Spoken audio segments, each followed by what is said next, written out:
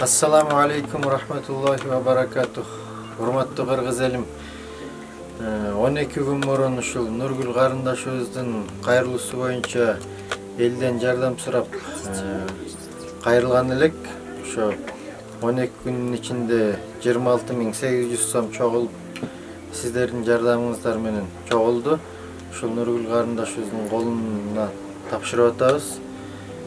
Аллахым сиздерге разы болсун. Ушу Орозо айында кылган жакшылыктарыңар кыямат күнү тоодой сооптор менен кайтарылып, Аллах Таала жакшылыктар менен сыйлаган болсун.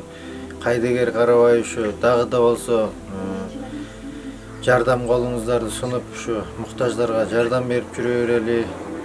Көп пикирсө көл болот. Ушу жардамыңыздар үчүн Аллах Таалам разы болгон болсун. Сизге дагы кыргыз элим, кыргыз мусулман бир туугандарым, силерге орозоңор кабыл болсун.